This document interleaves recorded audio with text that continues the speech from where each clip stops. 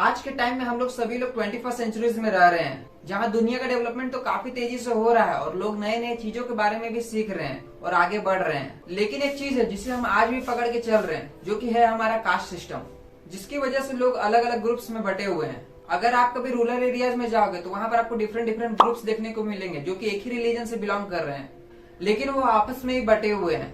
और ये caste system की जो सबसे बड़ी प्रॉब्लम है वो सोसाइटी में इनइक्वालिटी को काफी ज्यादा बढ़ाती है।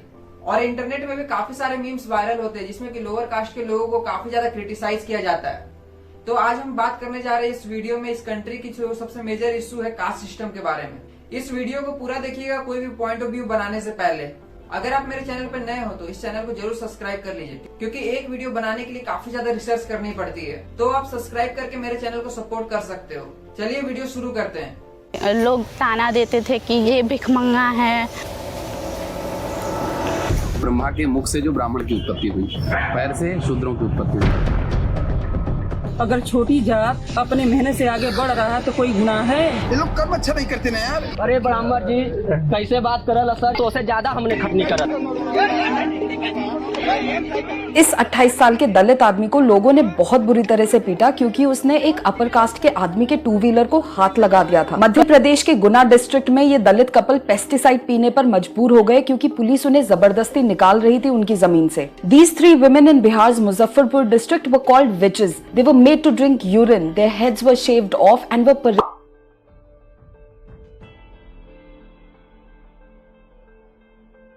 सबसे पहले हमारे मन में ये सवाल आता है कि जो कास्ट सिस्टम है वो हमारी आज की प्रॉब्लम है या फिर कई सालों से चली आ रही प्रॉब्लम है। अगर हम कास्ट सिस्टम की एग्जिस्टेंस को देखें तो ये हम लोगों को वैदिक एज में दिखने को मिलती है, लगभग 3500 साल पुरानी है, जिसमें कि लोग वर्ण सिस्टम के आधार पर बटे हुए थे। यहाँ पर समझने वाली बात यह है कि यहाँ पर वर्ण सिस्टम और कास्ट सिस्टम में क्या डिफरेंसेस है।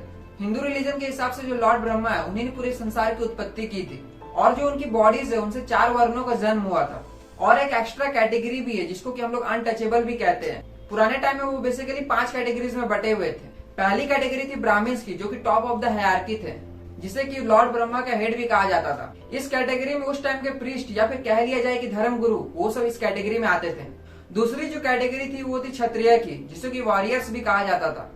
और जो तीसरी कैटेगरी थी वो थी वैश्य की, जिसे कि आज के टाइम में मर्चेंट्स भी कहा जाता है, जो कि व्यापार करते हैं। इन तीनों के बाद जो चौथी कैटेगरी थी वो थी शूद्र की। शूद्र कैटेगरी ऐसी थी जो कि इन तीनों कैटेगरीज की सेवा करती थी। इसके बाद जो एक कैटेगरी बचती थी वो थी अनटचेबल्स की, जिसको कि अछूत भी कहा जाता था।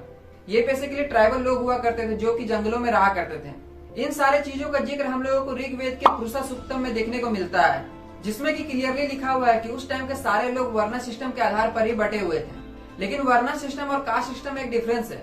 वर्ण सिस्टम में काम के आधार पर उसकी कैटेगरी डिसाइड होती थी, और वहीं कास्ट सिस्टम इनसे थोड़ा अलग था, जो कि हम लोगों को यजुर्वेद में देखने को मिलता है। ये जो कास्ट सिस्टम है वो बाय बर्थ मिलता है। अभी के टाइम में भी हम लोग अपना रिलीजन तो बदल सकते हैं, लेकिन हम लोग से जुड़ा जो कास्ट है उसे हम लोग नहीं बदल सकते। ऐसा कहने के पीछे एक रीजन है जिसको कि मैं आगे वीडियोस में डिस्कस करूंगा। आज के टाइम में पूरे भारत में लगभग 3000 से भी ज्यादा कास्ट है, और उस कास्ट के अंदर में भी 25,000 सब कास्ट है। मतलब हर आदमी का अपना एक रिलीजन, उस रिलीजन के अंदर में उसका अपना एक कास्ट, और उस कास्ट के अंदर में भी वो सब कास्ट में बटा हुआ है।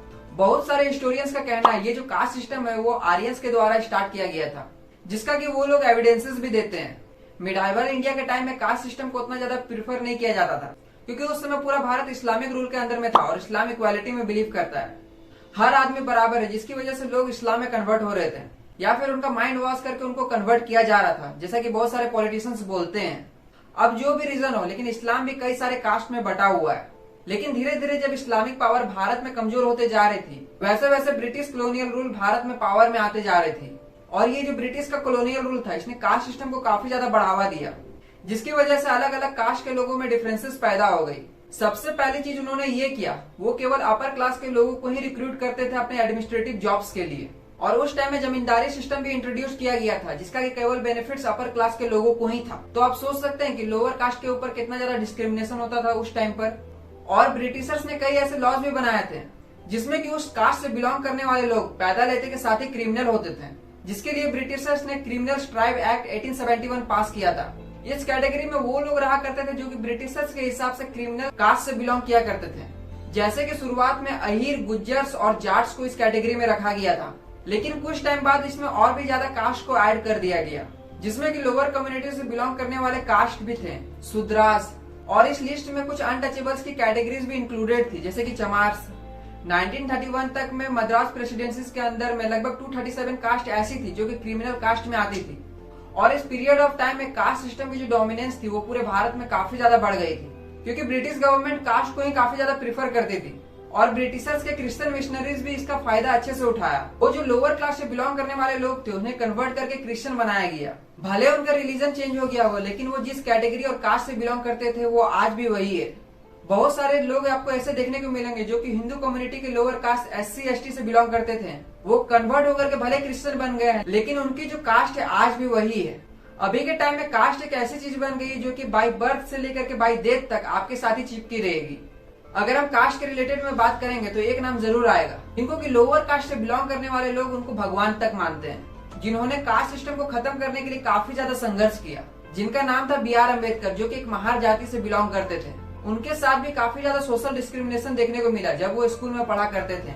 उनको क्लास के बाहर में बैठाया जाता, उनको फॉरवर्ड क्लास के बच्चों के साथ बैठना अलाउड नहीं था। यहाँ तक कि उन्हें अगर प्यास भी लगी तो उन्हें पानी तक निकालने की परमिशन नहीं थी। वहाँ पर एक गार्ड रहता था जो कि अपर कास्ट कैटेगरी से बिलोंग करता था।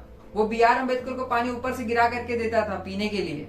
जिस दिन वो आदमी नहीं आता उस दिन BR अम्बेडकर को पूरे दिन भर प्यासे रहना पड़ता था। ये सारी चीजों को उन्होंने अपनी ऑटोबायोग्राफी में लिखा है। और भी कुछ ऐसे इंसिडेंट्स हुए हैं जो कि आप सोच भी नहीं सकते हो। कई बार तो उनको अपनी जान बचा करके भागना पड़ा है, क्योंकि उनको अपर कास्ट के लोग जान से मार देते हैं। हमारा जो देश को इंडिपेंडेंस है वो 1947 में मिला है, और जो हमारे देश का कॉन्स्टिट्यूशन है उसे लिखने में 2 साल 11 महीने और 18 दिन का समय लगा था, और इसे 26 नवंबर 1949 में कंप्लीट कर दिया गया था। लेकिन इसे इम्प्लीमेंट 26 जनवरी 1950 में किया गया था। इस कॉन्स्टिट्यूशन में जो आर्टिकल 15 और 17 वो प्रोहिबिट करता है किसी भी कास्ट, जेंडर या फिर रेस के आधार पर किसी को भी सोशल डिस्क्रिमिनेशन करने पर। यहाँ तक कि कॉन्स्टिट्यूशन में आर्टिकल 17 भी इंक्लूड किया गया है, जो कि एबोलिशन ऑफ अनटचेबिलिटी है, कि आप छुआछूत नहीं कर सकते हो। लेकिन एक्चुअल में ऐसा होता है कि बहुत सारे लोगों को कहना है कास्ट इज द पास्ट, ये सब पुरानी चीजें हैं, ये सब आज के टाइम में कोई नहीं मानता है। पर ऐसा एक्चुअल में नहीं है। आज के टाइम में भी अगर आप इंटरकास्ट मैरिज करना चाहते हो तो आपको कई सारे डिफिकल्टीज आएंगे। इससे जो भी सफर करता है वो केवल उन्हीं को पता रहता है। कई बार तो उन लोगों को एसेसिनेट तक कर दिया जाता है। साल 2005 में एक स्टडी की गई थी जिसमें कि 1981 से लेकर के 2005 तक जो इंटरकास्ट मैरिजेस की संख्या है वो 6.1% से बढ़ी है।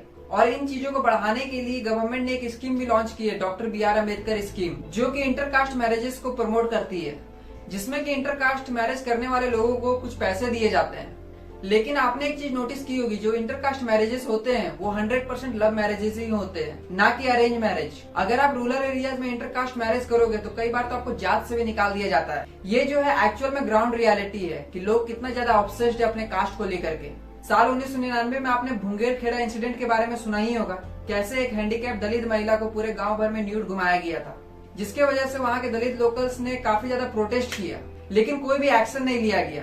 लेकिन फिर बाद में स्टेट होम डिपार्टमेंट के इंटरफेरेंस पे उन लोगों की रिपोर्ट लिखी गई और उन सारे लोगों को अरेस्ट किया गया जिसने उस महिला के साथ अन्याय किया था। या फिर आपने नांगेली की स्टोरी सुनी ही होगी, जो कि केरला के त्रावणकोर से बिलोंग करती थी। इस तरह के और भी इंसिडेंट हैं जो कि दलित लोगों के साथ हुए हैं, जिनका की लिस्ट मैं डिस्क्रिप्शन सेक्शन में दे दूंगा। आज के टाइम में केवल उन लोगों को रिजर्वेशन ही दिया जाता है जिसका की प्रोटेस्ट अपर कास्ट के लोग काफी ज्यादा करते हैं, और अपर क्लास के लोग कहते हैं कि हमने तो उनका एक्सप्लॉयटेशन किया ही नहीं है, वो हमारे बाप दादाओं ने किया होगा, उनकी सजा हमें क्यों मिले। ये भी कहना उनका सही है, पर मैं उनसे एक सिंपल सा क्वेश्चन पूछना चाहता हूँ, आपके घर में आपके बाप दादा की प्रॉपर्टी तो होगी, तो आप उसमें अपना शेयर क्यों लेते हो? वो भी तो आपके बाप दादा की अर्जी हुई दौलत है। इन चीजों को गलत सेंस में मत समझिएगा, मैं केवल फैक्ट्स बोल रहा हूँ। चलिए, रिजर्वेशन सही है या गलत है ये किसी और वीडियो में बात करेंगे। चलिए फिर मिलते हैं किसी नए वीडियो में एक नए टॉपिक के साथ।